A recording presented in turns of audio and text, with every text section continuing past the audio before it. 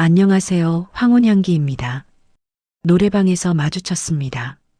아내의 동생이 그 낯선 조명 아래 도우미 복장을 입고 나를 보며 웃고 있었습니다. 익숙한 얼굴인데 너무 낯설었습니다. 그날 밤부터 나는 매일 밤 그녀의 손끝을 떠올렸습니다. 비밀은 항상 우연을 가장하고 찾아오죠. 가족이라는 단어 안에 담지 못할 감정들이 조용히 무너졌습니다. 지금부터 들려드릴 이야기는 누구에게도 말하지 못한 나와 그녀의 서로가 선을 넘었던 밤입니다. 영상 시청하시기 전에 구독과 좋아요는 큰 힘이 됩니다. 그날 밤 친구놈이 뜬금없이 전화를 걸어왔습니다. 한잔하자고, 기분도 꿀꿀하고 집에 들어가기 싫다며 노래방을 가자고 했습니다. 아내는 본가에 내려가 있었고 괜히 혼자 집에 있기 싫었던 저도 기분 전환이 될까 싶어 따라 나섰습니다. 도착한 곳은 허름한 건물 3층, 작고 조명이 어두운 흔한 단란주점식 노래방이었습니다. 담배 냄새가 벽지에 배어 있고 낡은 소파와 조용히 틀어둔 트로트 반주에 이곳이 시간이 멈춘 공간 같다는 생각이 들었습니다. 친구는 이미 잔뜩 취해 있었고 자리 잡자마자 도우미를 부르자며 단골이니까 괜찮은 애들로 올 거다 라는 말을 흐느적거리며 던졌습니다. 사실 저는 그 말이 귀에 들어오지 않았습니다. 그냥 소음처럼 들릴 뿐이었습니다. 잔을 들고 입에 머금은 맥주 맛이 영 시원치 않았습니다. 뭔가 예감이 안 좋았다고 말하면 지금 와서 지어낸 핑계처럼 들리겠지만 정말로 이상하게 마음이 가라앉았습니다. 그러다 문이 열렸습니다.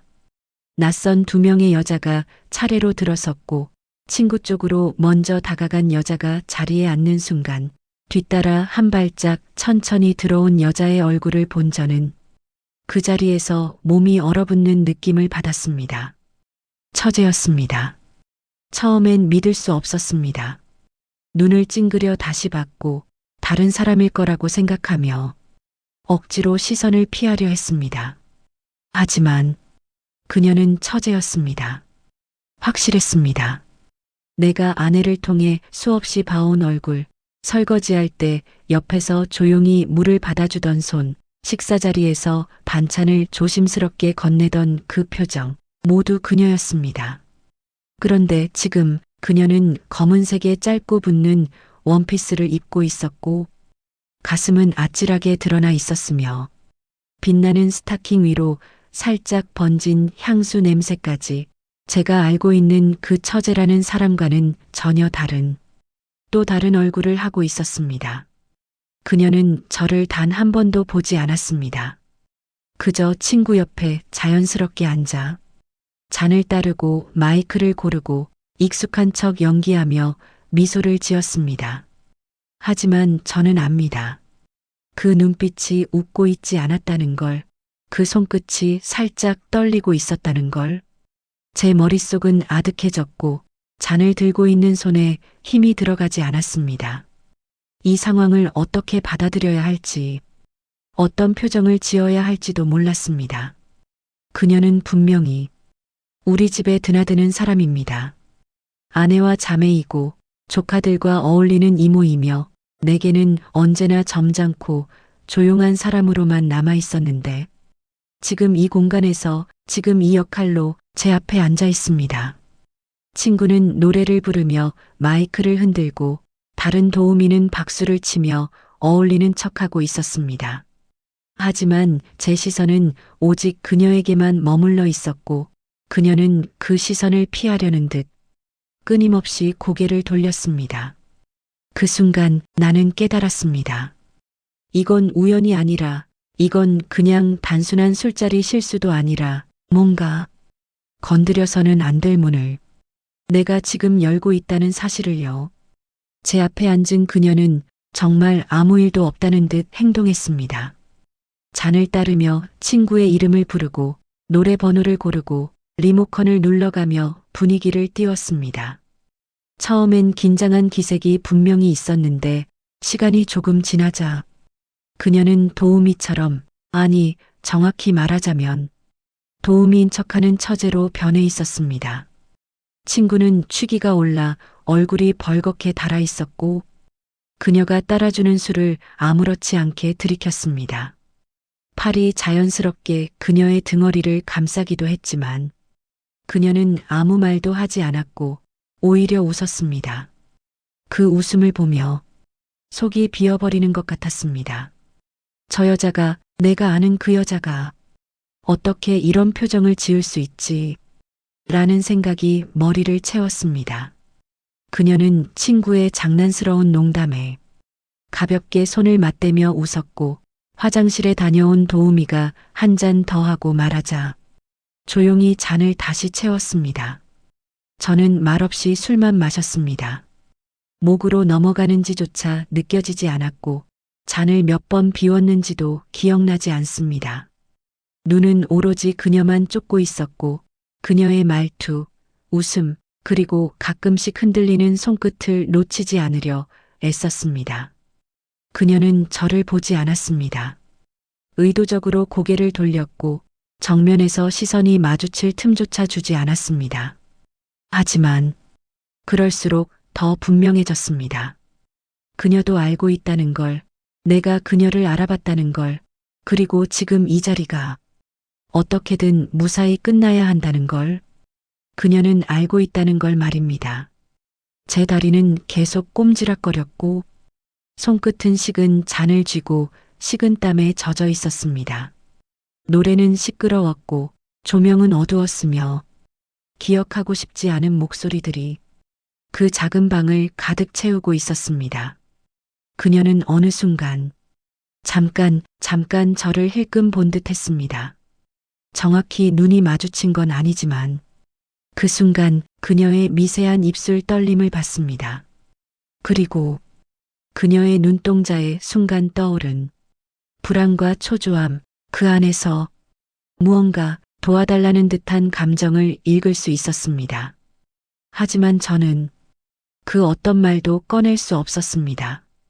그 자리는 너무나 어색했고 친구는 아무것도 모른 채 흥얼거렸고 다른 도우미는 취기가 올라 고개를 숙이고 있었습니다. 방 안엔 4명이 있었지만 저와 그녀 둘만이 서로의 비밀을 알고 있는 사람이었습니다. 그 사실이 제 심장을 조이고 있었습니다.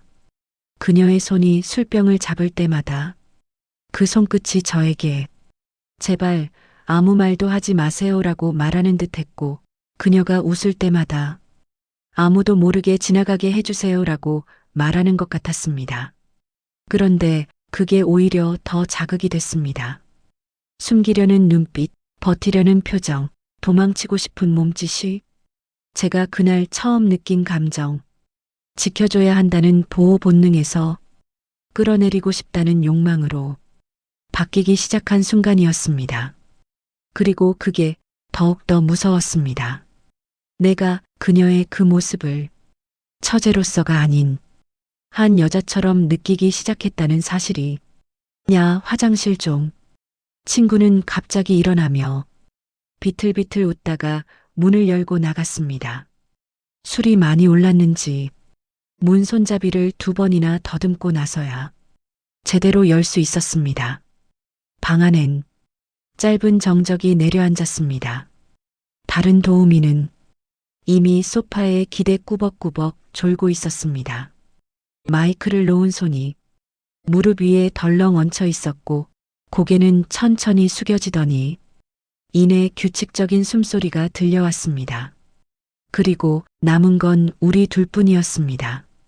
처제는 마주 앉은 제게 아무 말도 하지 않았습니다. 그녀의 손은 조용히 술병을 감싸고 있었고 눈은 테이블 아래 어딘가 마치 바닥에 무언가 써 있는 듯 그저 내려다보고만 있었습니다. 저도 마찬가지였습니다. 말을 꺼내야 할 것 같았지만 입이 떨어지지 않았고 그저 잔에 남은 술을 마시며 목으로 흘러내리는 묵직한 감각에 생각을 붙잡으려 했습니다. 그녀의 쇄골 위로 머리카락이 살짝 흘러내렸고 그 아래 얇은 끈이 파인 옷을 간신히 잡고 있었습니다. 그 손끝, 그 눈꺼풀, 그 무거운 침묵 속에 말할 수 없는 감정이 흘렀습니다. 저는 결국 잔을 내려놓고 숨을 들이쉬며 조심스럽게 말했습니다. 서진아, 나 너 알아봤어. 그녀는 고개를 들지 않았습니다. 숨소리 하나 달라지지 않았고 잠시 뒤 작게, 아주 작게 대답했습니다. 들키면 안 돼요. 그 말은 애원처럼 들렸습니다. 왜 이 일을 하냐? 언제부터였냐? 집에선 왜 아무 말 없었냐? 그 어떤 질문도 떠오르지 않았습니다. 그저 지금 이 순간 이 방 안에 있는 그녀를 그대로 바라보고 있는 것 외엔 아무것도 생각나지 않았습니다. 처음엔 비밀을 지켜달라는 말이 마치 도망칠 구실 같았습니다. 하지만 이상하게도 그 말은 제 안에 무언가를 건드렸습니다.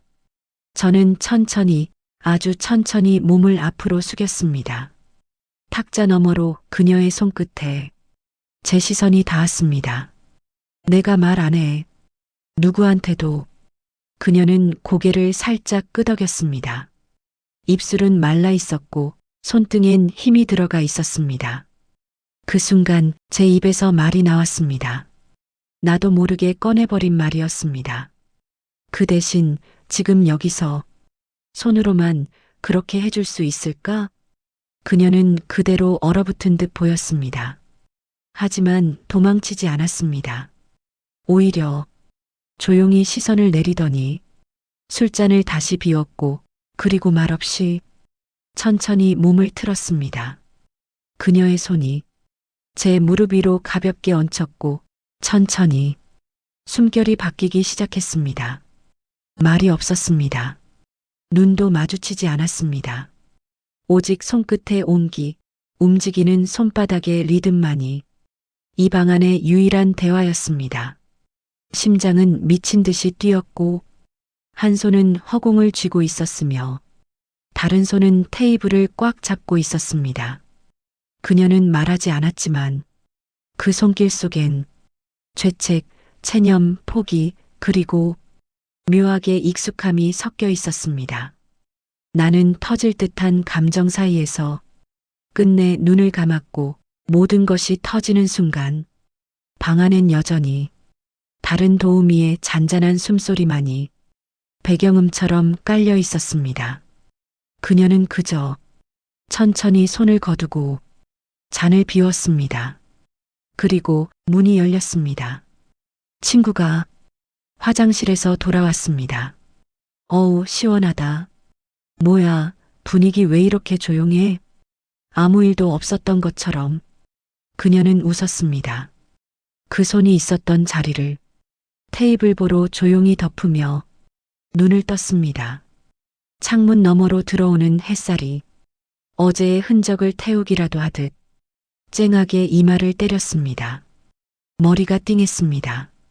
어제 술을 얼마나 마셨는지도 기억이 나지 않았고 이불 속에 누운 몸은 낯선 꿈에서 갓 빠져나온 사람처럼 감각이 마비되어 있었습니다. 옆에선 아내가 조용히 잠들어 있었습니다. 평소와 다를 것 없는 아침, 숨결도 고르고 이불을 조금 걷어낸 채 무방비하게 등을 드러내고 있었습니다. 그 모습이 이상하게 낯설게 느껴졌습니다. 아내의 체온조차 지금은 나와는 다른 세계처럼 멀게 느껴졌습니다. 한참을 그렇게 누워 있었습니다. 눈도 감았다 떴다 반복했고 베개 밑에 넣어둔 휴대폰을 꺼내 시계를 보고 메시지를 보고 처제가 있는 가족 단톡방을 무의식적으로 열었다 닫았습니다. 침대에서 일어나려다 멈췄습니다. 허벅지 안쪽, 왼쪽 손등, 그녀의 손이 닿았던 자리에서 기억이 꿈틀거렸습니다. 심장이 한 박자 빠르게 뛰기 시작했습니다. 나는 그녀의 손길을 기억하고 있었습니다. 너무도 생생하게 샤워기로 몸을 씻으며 몇 번이나 손을 문질렀고 어깨를 문지르고 손끝을 털었습니다. 뜨거운 물줄기가 등 위로 흘렀지만 닿았던 그 온기를 지우기엔 너무 늦어버렸다는 걸 느꼈습니다. 향이 강한 바디워시를 짜내어 거품을 낼 때도 손끝에 묻는 그 감촉이 자꾸만 그녀의 손을 닮아 있었습니다. 수건으로 물기를 닦아낼 때 거울 너머로 보인 얼굴은 어딘가 불안하게 젖어 있었습니다. 거기엔 죄책도 망설임도 그리고 부정할 수 없는 욕망이 함께 엉켜 있었습니다. 나는 계속 생각했습니다. 그녀는 왜 그 일을 하고 있는 걸까? 언니인 내 아내는 이 사실을 알게 되면 어떤 얼굴을 하게 될까? 그리고 나는 지금 왜 또 가보고 싶은 걸까? 휴대폰을 다시 들었습니다. 전화번호부를 뒤졌습니다. 처제의 번호는 따로 저장돼 있지 않았습니다. 대신 단톡방 목록을 눌렀고 입술을 깨물며 그녀의 프로필 사진을 가만히 눌러봤습니다. 거기에는 밝게 웃고 있는 흔한 셀카가 있었습니다. 하지만 어젯밤 나는 그 웃음 뒤에 숨겨진 전혀 다른 얼굴을 봤습니다. 메시지를 쓰다 지웠습니다. 괜찮냐는 말이 너무 평범하게 느껴졌고 어제 일은 비밀로 할게라는 말은 차마 손끝이 거부했습니다. 이모티콘을 하나 눌렀다가 화면을 꺼버렸습니다. 그녀에게 보내기엔 세상에 어떤 말도 가벼워 보였습니다. 눈을 감은 채 손가락 끝에 떠오른 온기를 느꼈습니다. 입술은 굳었고 머리는 복잡했습니다. 나는 그녀를 원하고 있었습니다. 그날 밤의 감촉이 아니라 그녀 자체를. 그리고 그 순간 깨달았습니다. 나는 이 일을 한 번으로 끝낼 수 없을 거란 걸. 나는 또 그 노래방을 찾았습니다. 그날과 같은 시간, 그날과 같은 방. 노래방 실장을 불러 말했다.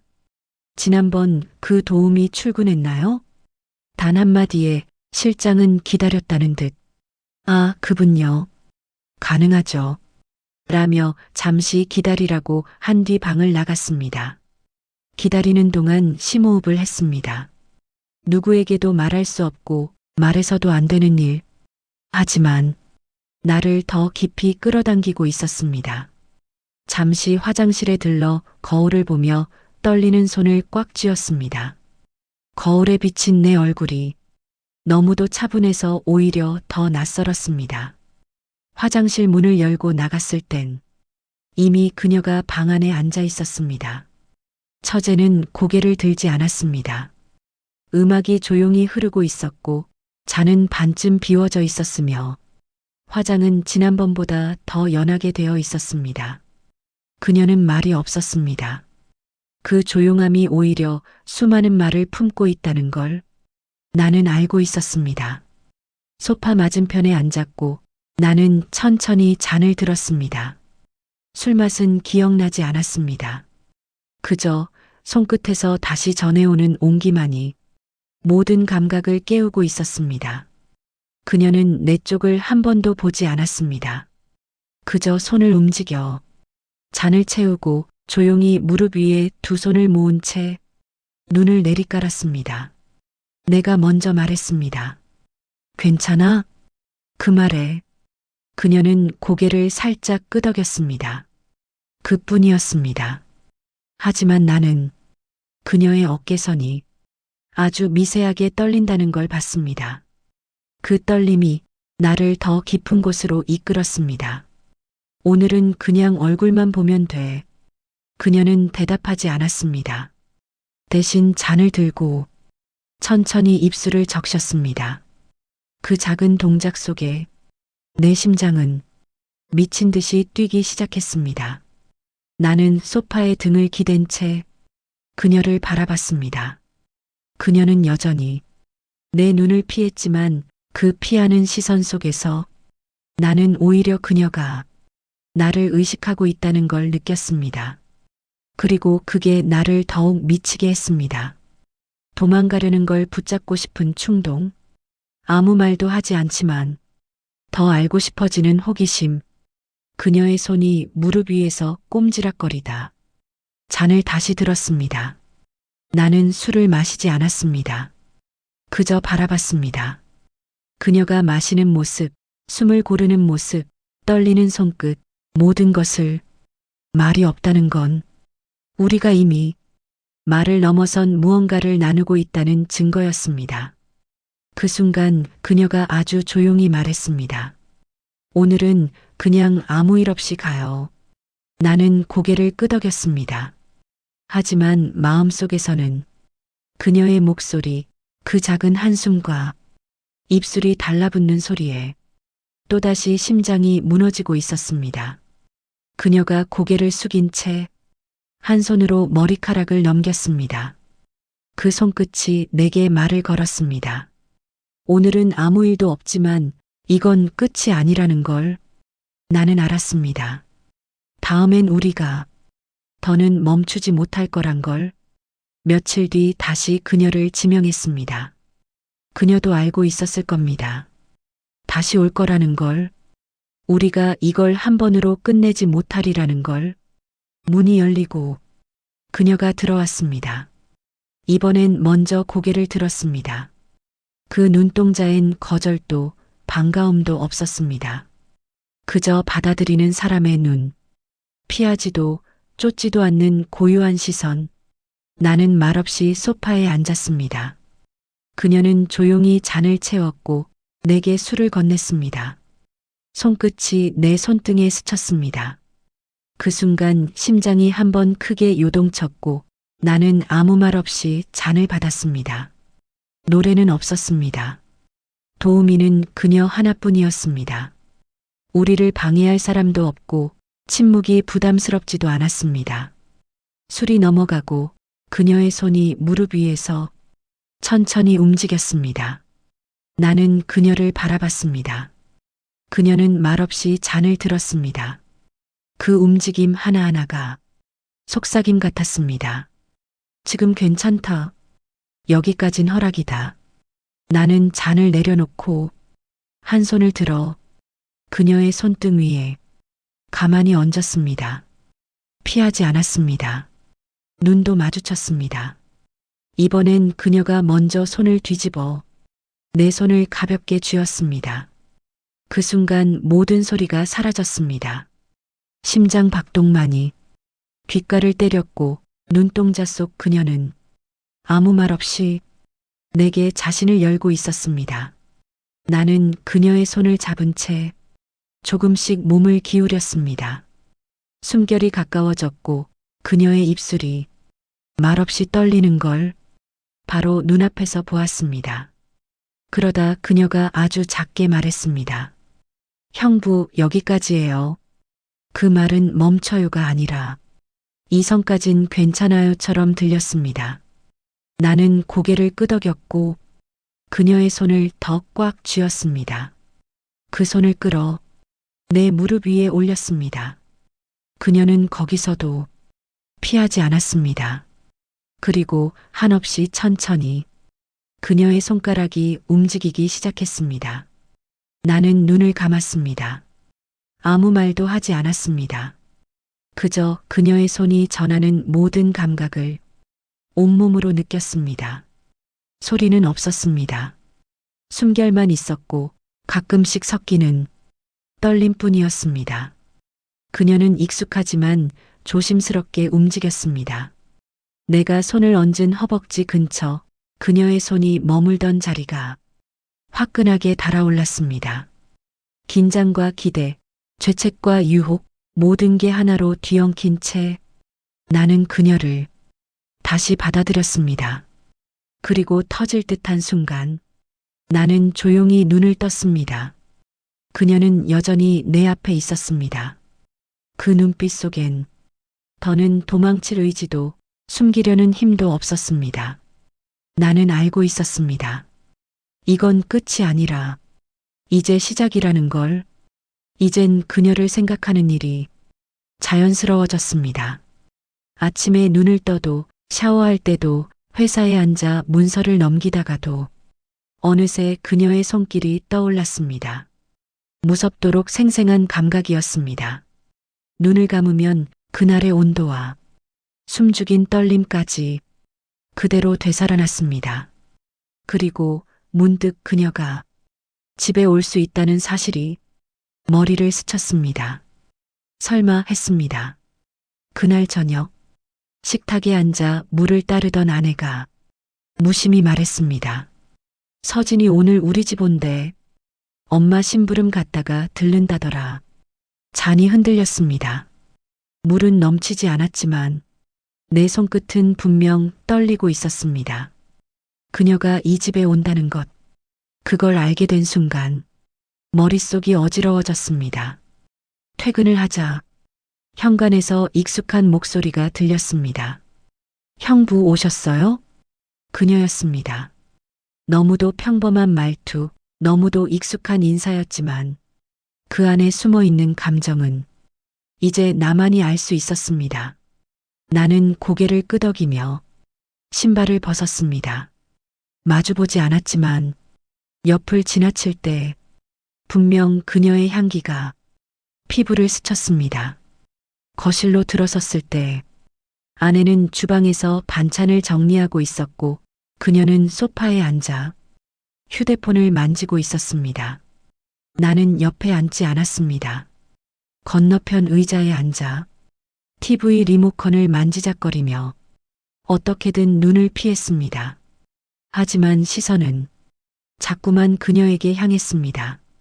치마 끝이 무릎 위로 살짝 올라가 있었고 손끝은 고요하게 휴대폰을 스치고 있었으며 머리는 낮게 묶여 목덜미가 드러나 있었습니다. 단순한 가족의 저녁 같지 않았습니다. 그건 무언가 더 은밀하고 더 위태로운 느낌이었습니다. 식사가 끝난 뒤 아내는 부엌에서 설거지를 시작했습니다. 나는 식탁에 앉아 있었고 그녀는 조용히 내 옆으로 왔습니다. 물컵을 치우는 척 내 쪽으로 몸을 기울였고 그 순간 그녀의 손이 내 손등을 스쳤습니다. 실수일 수도 있었습니다. 하지만 그건 단 1초도 안 되는 찰나였지만 지나칠 수 없는 무게였습니다. 나는 고개를 들지 않았습니다. 하지만 그녀는 아주 작게 내 옆에 선 채 숨을 들이쉬었습니다. 형부, 그 한마디에 모든 것이 무너졌습니다. 나는 대답하지 않았습니다. 대신 손을 아주 살짝 움직였습니다. 그녀의 손이 닿았던 자리, 그 따뜻함을 되새기듯 손가락을 오므렸습니다. 그녀는 아무 말 없이 컵을 들고 주방 쪽으로 사라졌습니다. 그 짧은 순간 그녀의 손끝이 내 생각을 먼저 알아챘다는 걸 나는 확실히 느꼈습니다. 우리는 가족인 척 평범한 일상을 살아가는 척하면서 서로의 속마음을 침묵으로 읽고 있었습니다. 그날 밤 나는 아내 옆에 누워 끝내 잠들지 못했습니다. 그녀에게서 메시지가 왔습니다. 문장은 단 하나였습니다. 저녁에 잠깐 시간 돼요? 그 말엔 설명도 이유도 없었습니다. 하지만 나는 더 묻지 않았습니다. 응, 딱 그 한 글자만 보내고 곧바로 약속을 잡았습니다. 약속 장소는 도심에서 멀찍이 떨어진 조용한 카페였습니다. 저녁 시간 가게는 한산했고 벽 쪽 구석 테이블은 거의 비어 있었습니다. 먼저 도착한 나는 커피를 시켜놓고 그녀를 기다렸습니다. 그녀는 검정색 코트를 입고 나타났습니다. 화장은 거의 하지 않았고 머리는 풀려 있었습니다. 테이블에 앉은 그녀는 잠시 나를 보더니 고개를 숙였습니다. 말이 없었습니다.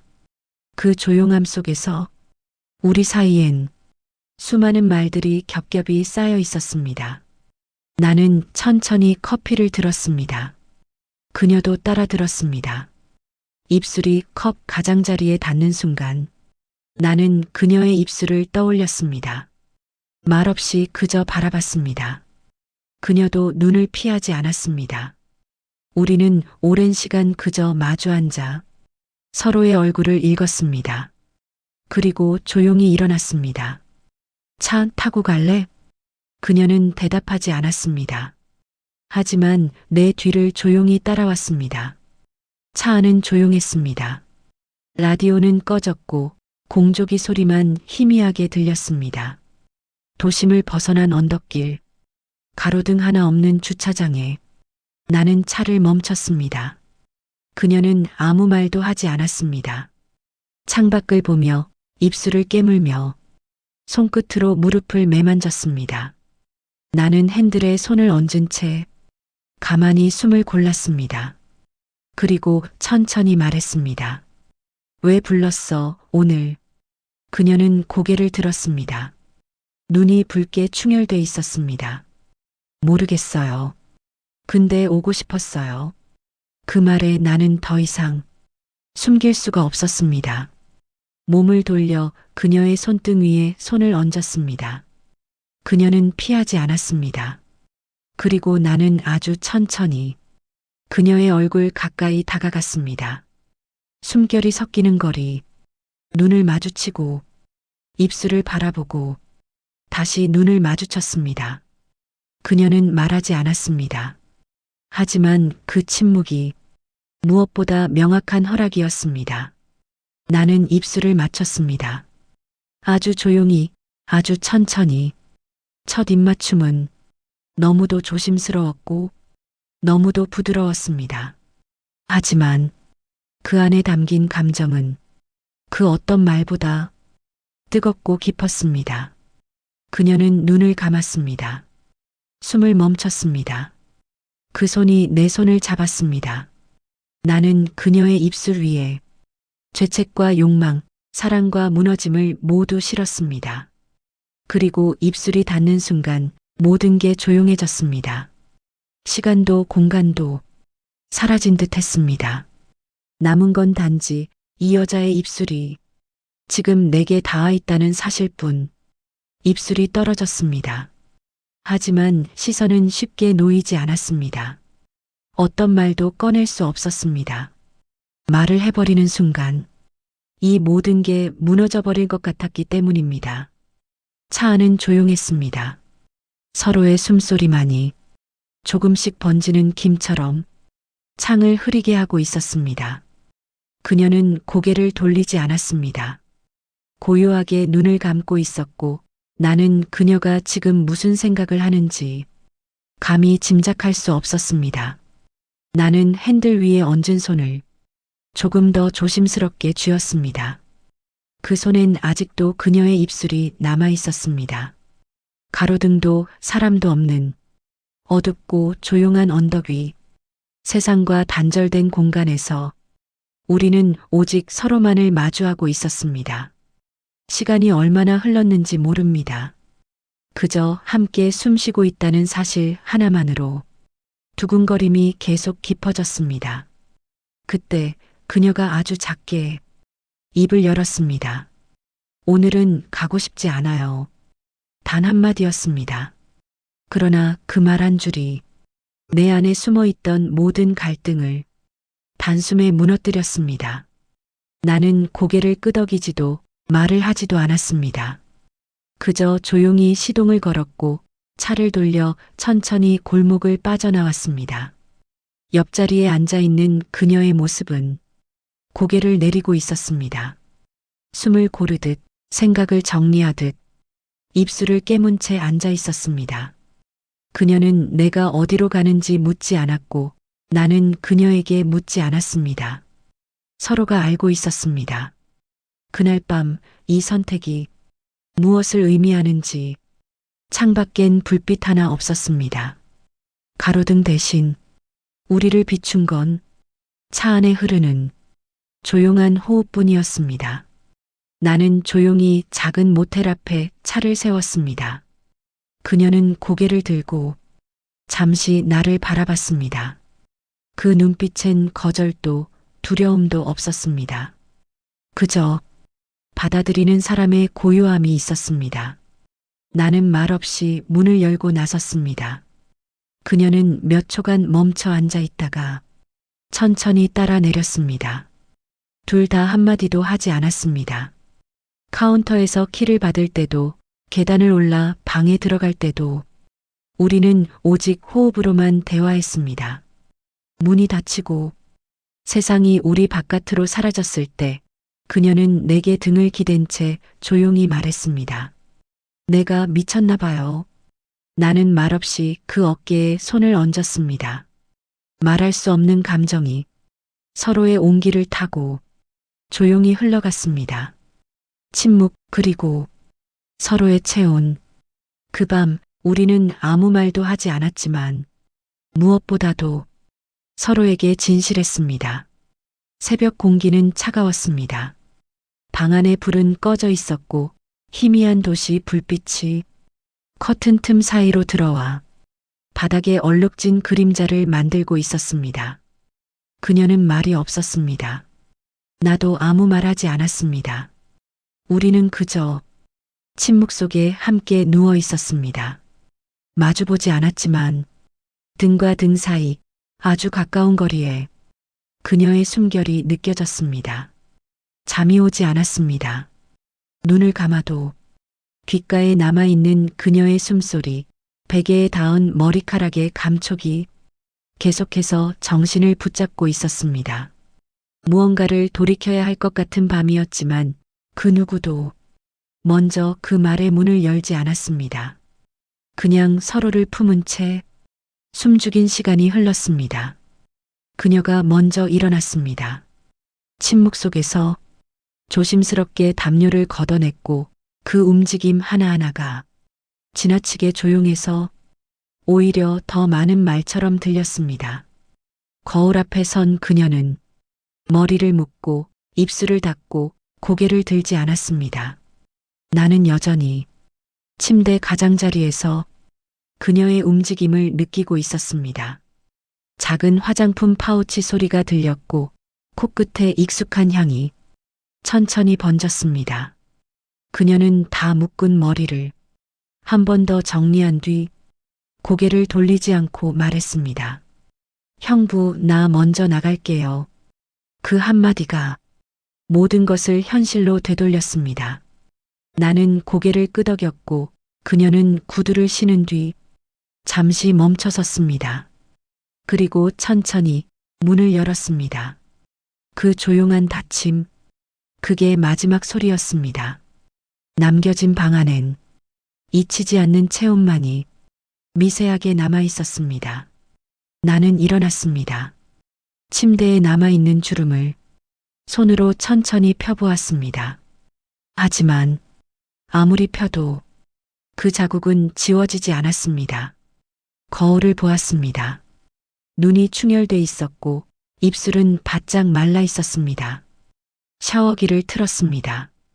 뜨거운 물이 몸을 적셨고 그 물줄기 아래 나는 잠시 고개를 숙였습니다.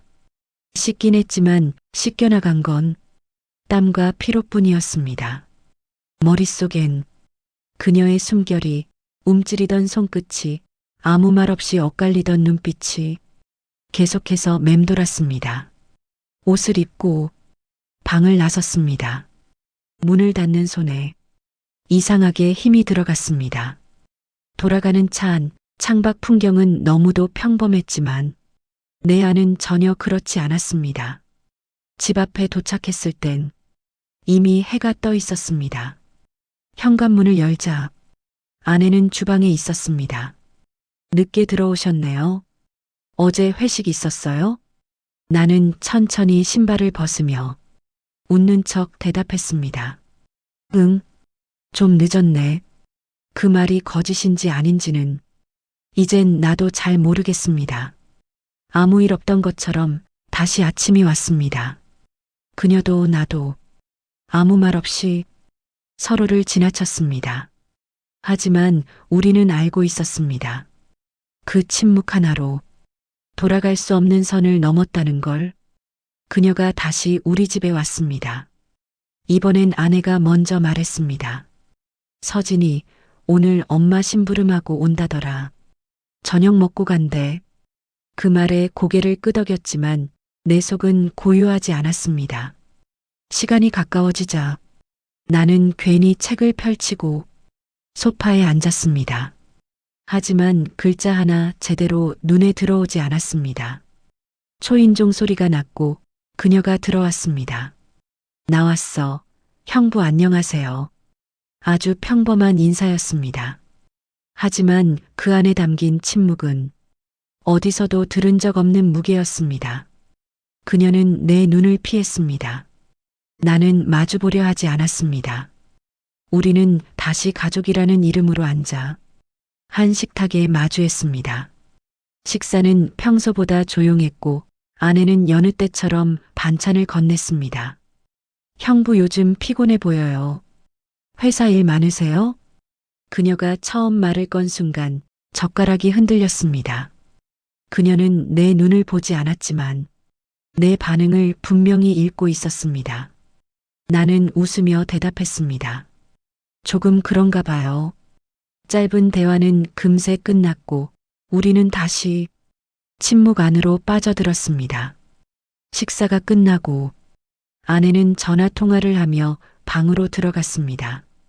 거실에는 그녀와 나 둘만 남았습니다.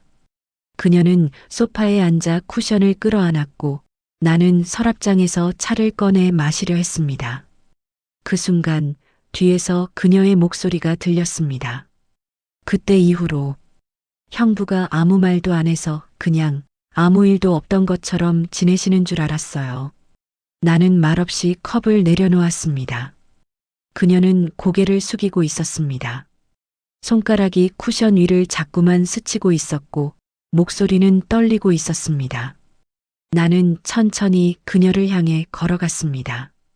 등 뒤에 서서 무슨 말을 해야 할지 몰랐습니다. 그녀도 침묵했고 그 침묵이 더 많은 의미를 전하고 있었습니다. 소파 등받이 너머 그녀의 어깨가 살짝 떨렸습니다. 나는 조용히 말했습니다. 나도 매일 생각했어. 그녀는 고개를 돌리지 않았습니다. 하지만 그 말 한 줄로 우리 사이엔 다시 놓아버렸던 무언가가 조심스레 닿기 시작했습니다. 아내의 방문이 열리는 소리에 우리는 동시에 각자의 자리로 돌아섰습니다. 그녀는 일어났고 나는 컵을 다시 들었습니다. 언니, 나 가볼게. 그녀는 아내에게 짧게 인사하고 현관으로 향했습니다. 나는 마치 무심한 듯 따라 나섰고 현관문 앞에서 잠시 그녀와 단둘이 남았습니다. 그녀는 신발을 신으면서 말했습니다. 앞으로는 아무 일도 없을 거예요. 그러니까 편하게 지내세요. 그 말은 스스로를 향한 말이기도 했습니다. 문이 닫혔고 그녀의 뒷모습이 사라졌습니다. 나는 그 문 앞에서 한참을 움직이지 못했습니다. 그녀가 마주보지 않는 이유를 나는 알고 있었습니다. 다시 그녀를 만났습니다. 이번엔 어떤 연락도 말도 없었습니다. 그저 우연을 가장한 만남처럼 너무도 자연스럽게 그녀가 내 앞에 있었습니다. 어색하지 않았습니다. 하지만 익숙하지도 않았습니다. 마치 모두가 알고 있지만 아무도 입을 열지 않는 고요한 비밀처럼 우리는 서로를 바라봤습니다. 카페 구석, 햇살이 반쯤 내려앉은 테이블. 그녀는 흰 셔츠 위로 긴 머리를 넘겼고 나는 자꾸만 시선을 내리깔았습니다. 형부, 오늘은 그냥 아무 얘기도 하지 말아요. 그녀의 말에 나는 고개를 끄덕였습니다. 조용한 시간을 마주 앉아 우리는 서로에게 말이 아닌 숨결과 움직임으로 대화했습니다. 그녀는 커피를 마셨고 나는 그 손끝을 바라봤습니다. 말없이 컵을 돌리는 손등에 어느 날 밤의 기억이 겹쳐 보였습니다. 그녀도 알고 있었을 겁니다. 내 시선이 어디에 닿고 있는지를. 하지만 그날의 우리는 서로를 다그치지 않았고 무언가를 강요하지 않았습니다. 커피가 식어갈 무렵 그녀는 조용히 입술을 열었습니다. 형부는 후회 안 하세요? 나는 대답하지 않았습니다. 그저 그녀의 눈을 바라봤습니다. 그 안엔 후회도 있었고, 그리움도 있었고, 무너짐도 있었습니다. 나는 후회했어요. 그리고 또 생각했어요. 계속 생각했어요. 그 말이 끝나자 한동안 침묵이 흘렀습니다. 나는 손을 뻗지 않았습니다. 하지만 마음은 이미 그녀의 손등에 닿아 있었습니다. 그녀는 자리에서 천천히 일어났습니다. 형부, 우리 그냥 여기까지 해요. 나는 고개를 들었습니다. 그녀는 울고 있지 않았습니다. 하지만 그 미소 안엔 수천 마디의 말이 숨어 있었습니다. 다 알죠? 말 안 해도. 나는 말없이 의자에서 일어섰습니다. 우리는 함께 걷지 않았습니다. 각자의 방향으로 나섰지만 서로의 뒷모습을 끝까지 등지지 않았습니다.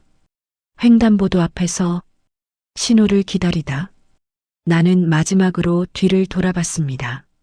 그녀는 골목 모퉁이를 돌며 아주 작게 고개를 끄덕였습니다. 그 짧은 움직임 하나로 모든 것이 마무리되었습니다. 무엇 하나 건드리지 않아도 우리는 서로의 마음을 다 알고 있었습니다. 그날 이후 그녀는 다시 우리 집에 오지 않았고 나는 그날의 카페를 다시는 찾지 않았습니다. 하지만 가끔 눈을 감고 손을 들어 올리면 그녀의 온기가 아직도 내 손등에 남아있는 것 같습니다. 아무 일 없던 것처럼 살아가고 있지만 사실 우리는 비밀을 숨기고 있는 형부와 처제입니다. 그녀는 다시 우리 집에 오지 않았습니다. 나는 그날의 노래방도 카페도 다시는 찾지 않았고요. 서로 말하지 않았지만 서로 다 알고 있었습니다. 형부와 처제라는 이름으로 돌아와 있지만 그저 일상이라는 얼굴로 침묵을 택한 거였습니다. 하지만 가끔 샤워기 아래에서 그녀의 손이 떠오릅니다. 밤길 운전하다 보면 그날 그 조용한 모텔방 공기가 코끝에 남습니다. 우리는 아무 일도 없던 사람처럼 다시 살아가지만 사실 그 밤 이후 단 한 번도 예전으로 돌아간 적이 없습니다. 황혼향기 채널은 사연자의 익명을 철저히 보장합니다. 당신의 이야기 역시 누군가의 위로가 될 수 있습니다. 구독과 좋아요, 그리고 알림 설정은 따뜻한 이야기를 이어가게 하는 큰 힘이 됩니다.